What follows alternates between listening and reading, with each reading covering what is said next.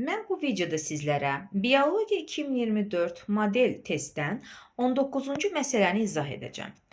Adenin nükleotidi ilə başlayıb, timin nükleotidi ilə bitən DNT zəncirini deyir bizə.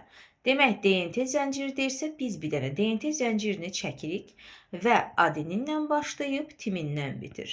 Təbii ki, ona komplementar olan digər DNT zənciri də, hansı ki, adeninin komplementarı timindən başlayıb, adeninlə bitəcək.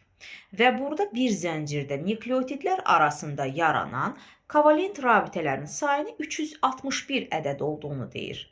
Demək, kovalent rabitəsinin sayını tapmaq üçün biz bir zəncirdə n-1 düsturundan istifadə edirik. Buradakı n nükleotidlərin sayıdır.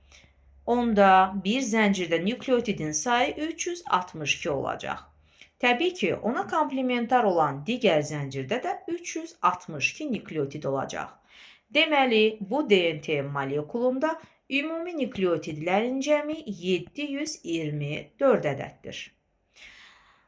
Davam edək. Əgər bu DNT molekulunda 4 kimyəvi rabitə əmələ gətirən nükleotidlərin sayını biz bilirik ki, adenin və yaxud da timin minimum 3 hansı haldadır? Əgər zəncirin başlanğıcında və sonunda olursa 3, ortada olursa isə 4 kimyəvi rabitə əmələ gətirir.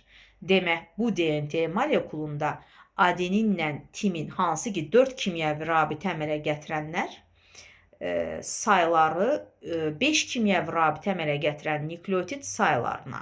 Demək, guanin və sitozin isə minimum 4, yenə əgər zəncirin başlanğıcında və sonundadırsa 4, ortasındadırsa 5 kimyəvi rabitə əmələ gətirir.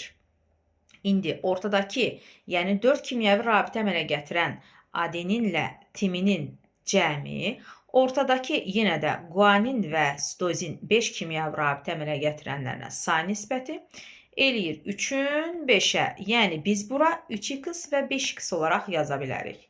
Biz artıq buradan ümumi nükleotidləri, yəni ortada olanları, tapa bilərik. Onsuz da biz bilirik ki, qıraqdakılar 4 dənədirsə, yəni burada qıraqdakılardır. Təbii ki, ortada olacaq 720. Bu zaman biz həmin bu ortadakıları, yəni 8x-i bərabər eləyəcəyik ortadakı nükleotidlərin sayına ki, baxaq adeninlər, timinlər, guaninlər, sitozinlər nə qədərdir? 8x-i bərabər edirik 720-yə. Burada x-imiz bərabərdir 90-a.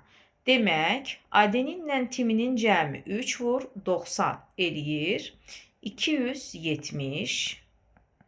Yəni, adeninimiz 135, timinimiz 135-dir. Guaninlə sitozinimiz isə 5 vur 90, yəni 450-dir. Yəni, guanin 225, sitozinimiz də 225. Biz artıq hər bir şey tapdıq.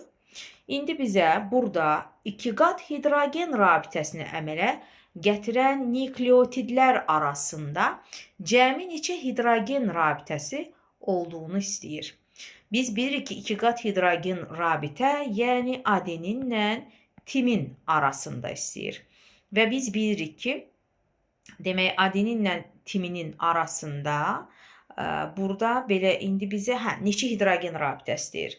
Bir dənə adeninlə timin arasında 2 dənə hidrogen rabitəsi olur. Onda biz 2 qat hidrogen rabitə əmələ gətirən deyəndə demək, həm ortadakı adeninlərlə timinin cəmini tapacağıq.